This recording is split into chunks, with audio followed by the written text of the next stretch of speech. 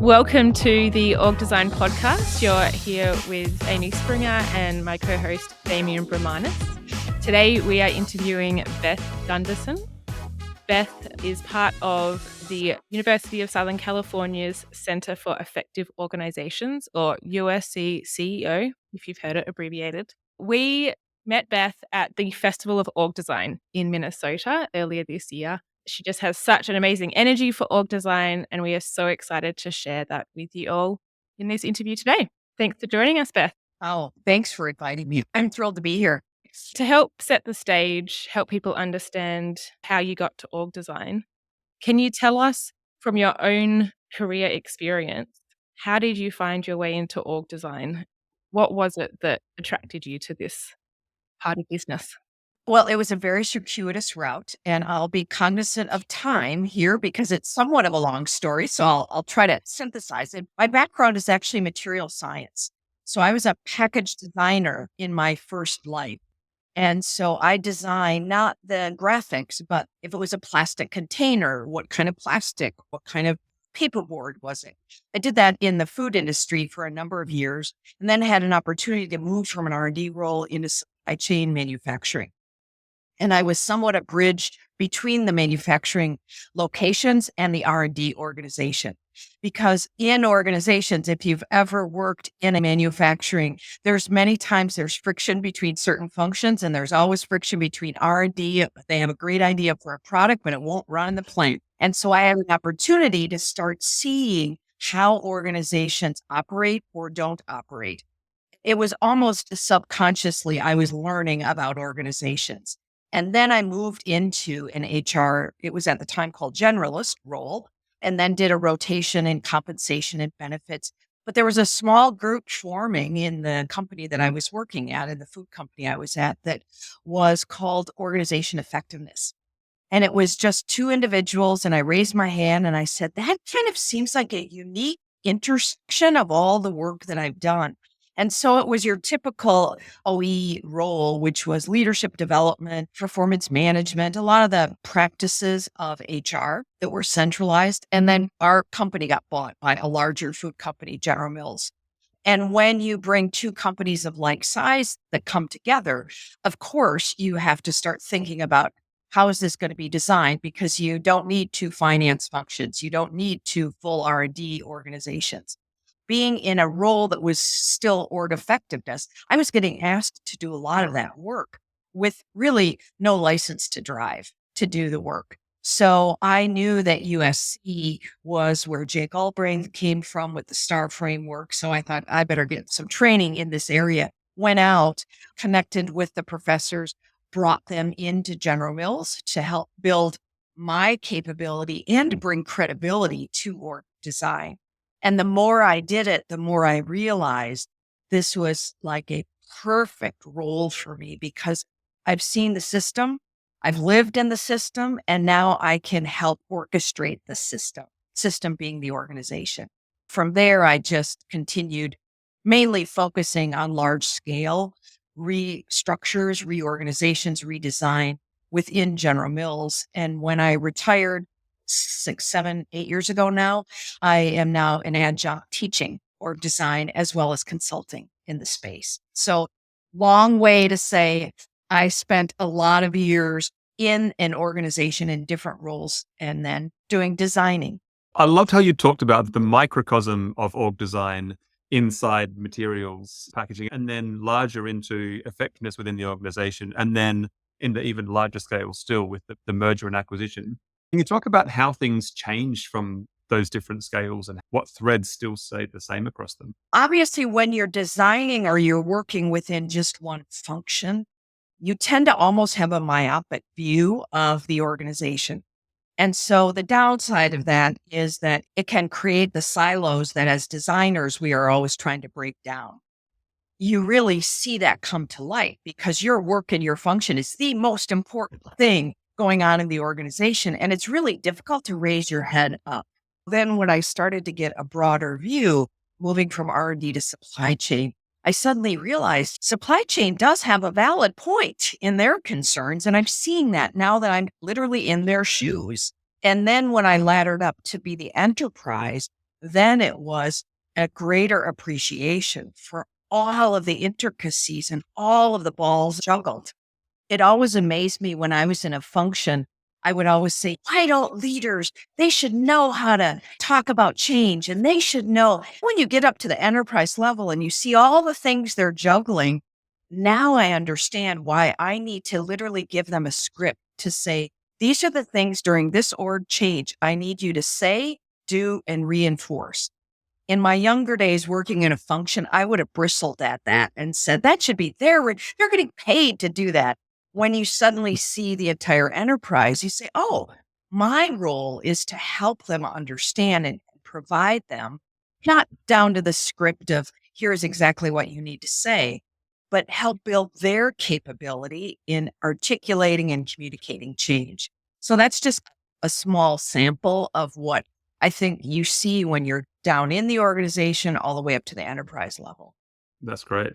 It's interesting, actually. You mentioned the script. I think that's something that hasn't come up very frequently on the podcast before.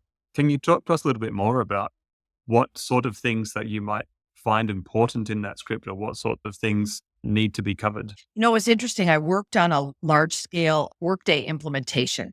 So it was changing the operating model of HR and changing the role of managers and leaders in the organization. And any of us that have gone through that, the first thing you get a lot is leaders crossing their arms and saying, well, now I'm doing your job for you. And throughout that process, one of the things that we did that was highly successful that I've used with other clients now is that the project leader and myself would meet every 6 weeks with every one of the C-suite leaders. And we had done our due diligence to figure out what were going to be their hot buttons around this implementation. And for example, the leader in our Latin America business, we knew that she had 1,200 merchandisers who put product on the shelf in the stores in Brazil who didn't have electronic devices. And so we went in with a remedy for that. And we said, here's how we're going to handle that. She was amazed that we even knew that we learned enough about her business. And then we armed her with talking points because we knew she was going to get pushback from the Brazil office to say, how are you going to deal with these 1,200 people? She didn't have to stand up in front of that group and not have something to say. We gave her bullet points.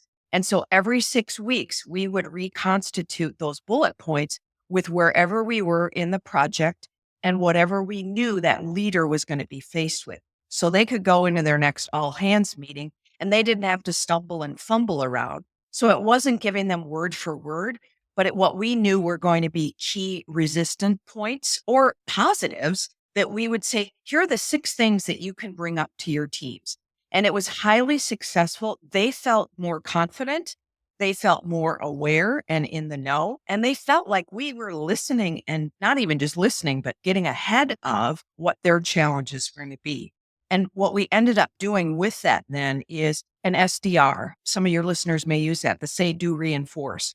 We'd also give them every 6 weeks. Here's what you need to say in those bullet points. Here's what you need to do. And here's how you will need to reinforce them. And so they could expect that every 6 weeks.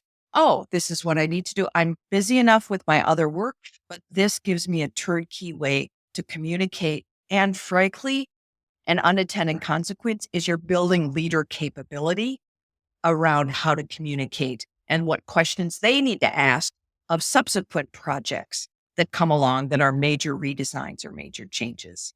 It's so important with design about not just locking yourself in a room and thinking about this ideal universe, but really meeting people where they are and understanding the context of the organization and the people in it and really what they're facing day to day. The one caution I give with that is I think all of us who've worked in this design space find that many times leaders will ask so many detailed questions about what's going on with the design. And we spend more time creating decks to tell them about it than we do to do the work. While I say that we created this every 6 weeks and it did take time, but that's all they got. So if they wanted more detail, we went back to our change principles. And one of them was, you're going to be given information as you need it. Trust us. I would have people hypothetically February come to me and say, what's the communication plan for the redesign that's getting announced in January? And my hair is on fire with just doing the work of that week.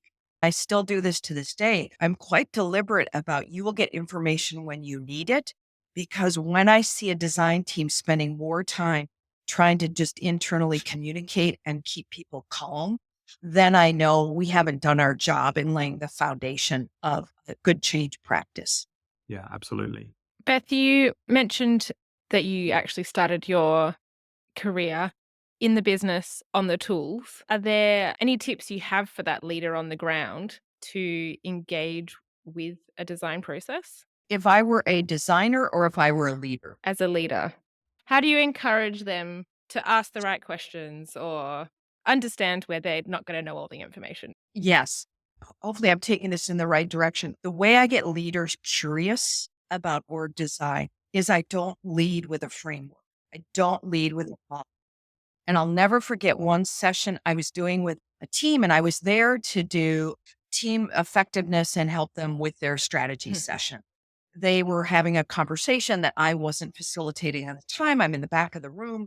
And they were talking about, well, our strategy is this, and do we need to change our structure? And I literally just raised my hand and I said, could I just drop a few things into this conversation? And I went to the flip chart and I drew a box and I put the word strategy in it. I said, I'm hearing you talk a lot about strategy.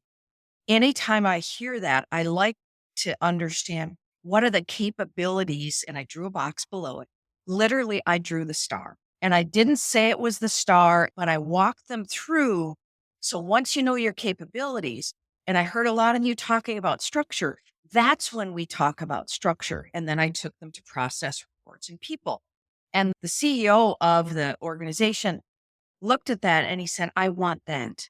I want that. You just articulated what we need to unlock. How do we do that? And so I think many times we are so passionate about all the things we have to offer with org design that we march in with our STAR framework or our McKinsey 7S or whatever. And many times a leader, the last thing they want to see is another framework.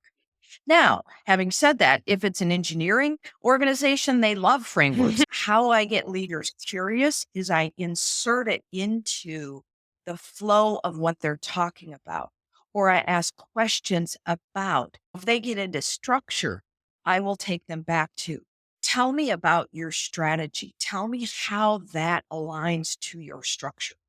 I always use the quote that at least at USC we attribute to David Hanna from P&G is all organizations are perfectly designed to get the results you get. I use that line a lot because when I work with teams and I hear the leaders say, oh, we're losing share, we're lagging in this area, or we don't have the digital strategy we need, or we don't have the people we need. I say, but you're perfectly designed to get what you get. So let's talk about what you're looking for and the strategy and capabilities, and then we get to structure. So I think it's finding ways to ask the questions of the leaders, because I don't think on their own, their natural curiosity needs to be sparked with questions that we as designers ask that get them interested to get to the point where that leader said, I want that. What do I need to do to get you to help me unlock what you just drew up? Sure. You talk about that spark of interest and need for org design. Do you see other things that really draw people to org design, or the clicking point where they're like, yes, this is exactly what my organization needs? I would say there's a continuum of things that I use, all the way from this subliminal introduction of the STAR framework. The other thing is I read extensively. I have a lot of different blogs that I read and some very unusual things that I make connections into org design. And what I end up doing then is I will send an article or I will send a post to a leader and say, here's something for you to think about, or here's what another organization is doing. Like I worked with a consumer products organization recently, and while they are a massive organization, I sent them a little case study on hire that are very self-managing and that are very agile. Now, will this company ever go to? No, but it was an interesting spark that got them thinking about how do we push more accountability down into the organization. We're never going to be a bird sock or a hire, but here's some interesting concepts. So I think there are ways, and as designers, I think we need to be continually learning ourselves, even on topics that aren't directly related to org design, that give us some insights that we can translate into questions that we ask. Yeah. Many of our listeners might not be familiar with what the STAR framework is. Would you be able to give a 25-second overview of just a hint of what that might be? So the STAR framework, Jay Galbraith, who was a dear friend of mine, he's passed away now 5-6 years ago. He developed this framework back at USC. I think it's almost 50 years ago now. And if any of your listeners deal with any other consulting firm, the 7S, the Q from Align Org, they're all really based on Jay's STAR framework. And I'll just quickly go around the framework. At the top, as I mentioned, what I drew on that flip chart, you start with strategy. Strategy is the foundation to design. And once you know your strategy, then you ask, what are the organization capabilities that are needed to achieve that? Not the competencies of your people, but the org capabilities. When you're clear on that, that's when you develop your design criteria. And that takes you into the structure part of the STAR. And we talk about core and lateral structures. Think about core as the skeleton. Basically, it's the org chart, it's the reporting lines, and the laterals are the muscles. They are the connective tissue that make it work, the horizontal linkages. From core and lateral structures, you go into processes. We talk a lot about direction, setting, decision-making, and communication as the key processes you need to look at when you make any change to your structures. Then we go into rewards, both monetary and non-monetary, and then we look at people practices. And we talk about the STAR framework, or any design framework is a systems-based framework. So anytime you disrupt or change a part of that system, you need to look at the rest of the elements of the STAR to make sure it's aligned. So a little more than 20 seconds. I guess, Beth, I'd love to know, there's leaders in organizations that don't know consultants are out there to help them.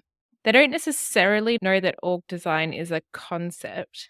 What are some peripheral terms they may be hearing or thinking about that could help set them on that path to discover something like the STAR model? Right now, I think the big buzzword that you hear a lot about is operating model. What's our operating model? Very often, there's a confusion over model and org design. I think if you ask 10 people, you might get 10 different definitions, frankly, of what those are. And the way that we look at it is that the op model tends to be a graphical depiction of how value or how the business operates. It's at a high level. From that model, that visual, then you can start going into, then you apply the STAR framework to that op model. You say, what are our design choices that we have around how we would be structured, where decision rights would sit, what type of people do we need? So I think a model is a really good entree into org design. And even if they call the op model their org design, I guess it doesn't matter. It's just language to get you into that discussion. So I think operating model is key. I think anytime you talk strategy, and this is a bit of a tangent I'm going to go on, but if I ruled the world, if I were queen for a day, I would put organization design inside strategy, inside organizations.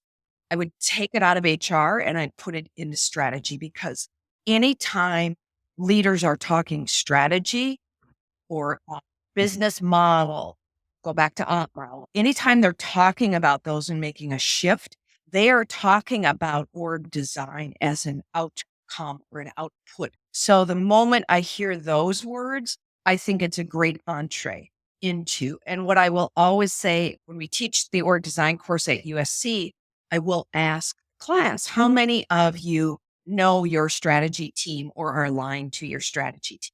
I'm seeing more people raise their hands now, but 5 years ago, I'd be lucky if I had one person. One of the things I'll always say to the org designers inside organizations, if you are connected to your strategy people, that should be the next lunch coffee meeting you put on your calendar. Should be to get to know them. And for companies that say we're not big enough to have strategy, I'll ask, who is that strategy person? And it tends to be finance. So connect yourself to those people. So I think op model, strategy, business model, any of those kind of words give me pause to say that's a great place to help leaders understand how you connect org design to. You did say thinking about org design rather than as an HR aligned discipline, but as a strategically aligned one. Is there more that you'd like to dig into there around why being external to HR is beneficial? When you say org design and change management, you say org design, they think structure, Mhm. change management. Oh, it's the communication that we send out with the new org chart. And I think the more we have HR leading those projects of org design, the more it solidifies those two principles, if you will, those two concepts. When you move it out from HR and you put it under a strategy organization, strategy immediately by saying that word gives you a sense that it's enterprise wide, it's strategic, obviously in nature. And I think it breaks the paradigm of that this is an HR driven structure, headcount, cost reduction project. Gives it a sense that it's driving the strategy of the organization, which is what sits at the top of the star. Plus, for the people who are doing design, it puts them closer to the heartbeat of the organization. So when I worked at General Mills, I was tightly aligned to our head of strategy. And he was also chief of staff to the CEO, if you will. And he was getting access to that room much more than I was. But we would discuss in advance if he was going to be running a strategy session, what might my role be, maybe if it wasn't in the room, behind the scenes. I wouldn't have had that access if I was just sitting there. When you mention the mindset shift of org design from HR out into strategy, also in my head, my brain shifts the capabilities. That sounds like you're shifting from a center of excellence of org design into actually expecting leaders across the organization to have some org design capability. Have you seen that shift starting to happen? Are you seeing more of that capability being built throughout organizations, whether intentionally or in an indirect way? A month ago, I did a custom org design program for an energy solutions company. And I was thrilled because they had business leaders and their HR partners come to the session, which I'm seeing a number of the clients I'm working with right now. They are trying to build a capability, not just in HR, but in their leaders. When I have a CHRO that comes to me and says, I want to build capability in my HR organization, I always have a bit of heartburn because I will ask the question, I love the intention, but how much capacity do your business partners have to be able to do org design? Because it cannot be done in 30-minute increments. You have to have the capacity. Then I'll usually hear the follow up, well, we've installed Workday. So it's taking all of that. Well, it really hasn't. And I don't see, or we're going to get to that point. We haven't moved fully, but we want to start transitioning them to be more strategic partners. That gives me the heartburn is like up in the throat when I hear that. I do think that the more than companies like this one I worked with, where they can bring the business partners, and what was kind of the single tier moment at the end of the session, because we customized it for them to work literally on their business challenges and do some org design work. One of the leaders said, I really feel like I have a business partner next to me after spending these few days working on this challenge. So I love to see organizations doing that capability building together. It's not common at this point. I'm seeing a bit more of it. But what I would say, if you are inside an organization and you have a large consulting firm coming in to do a project, as much as you can, get them to toss out, or I'll give you an example. We had a large consulting firm come into General Mills. They brought their org design framework. I was working so hard to embed the STAR framework. I worked with that consulting firm and I said, hey, I don't want to use your org framework. I want to use the STAR. Yeah. Now, what does that do to the consultant? It makes all of their deck building and they have to insert this. It's not just turnkey. The analogy I will use is that These consulting firms are like thoroughbred horses. They're going to come into your organization. They're going to run as fast and as hard as they can. They're not there to build capabilities necessarily in their leaders. They're there to execute on a project and get it done. As an org designer, I had the saddle. I had to throw the saddle on that thoroughbred horse and I had to maneuver it through the organization. And that meant saying, time out, we're going to use the star. So at the end of that project, every leader in the organization had gotten purview to the star. We had used it. They had designed against it. And I would contend if you go to General Mills now and ask some of the top leaders who are still there, do you know the star?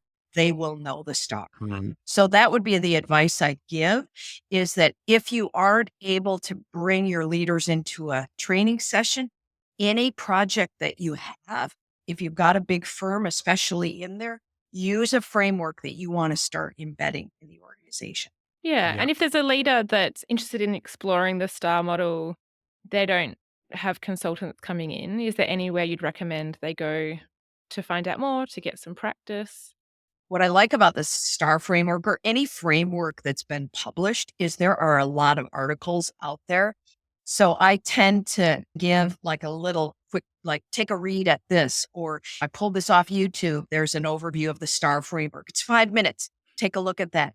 I like to give some reading to certain leaders, or if that's not their method of learning, then I will talk about an example of how we've used it. Or I don't like to use this, but if you've had a design project that has gone terribly off the rails in your organization, you can use that and say, we don't want another XYZ project, do we? I want to test this. I want to pilot this. Do you have interest in? I think I can help us do this in a more intentional way, unlike what we did in Project XYZ. Mm-hmm. Beth, I'm sure I'd love to hear so much more from you. If our listeners do want to hear more from you or learn more, what's the best way for them to look for you or reach out? I am on LinkedIn, Beth Gunderson. There's a few of us out there, but I think you'll be able to see I'm the only one, I believe, that's doing org design.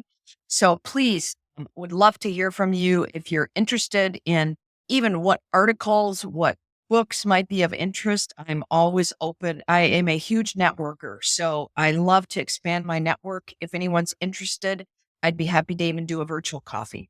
Great. Amazing. Thank you. Thank you so much for your time today. Your humility and your experience have really shone through. It's been really great hearing about all of the things that you've covered, from the STAR model to how operating models are a great entree into org design, how to lead, but not lead with a framework, and the way that org design connects with strategy. What you said earlier about old organizations are perfectly designed to get the results that you're currently That's right. Well, thank you so much. I have such a passion for it. So this was a wonderful way for me to at least I'm starting my day here in Minneapolis. So great way to start my day. Thank you. Thank you so much. Thank you, Beth.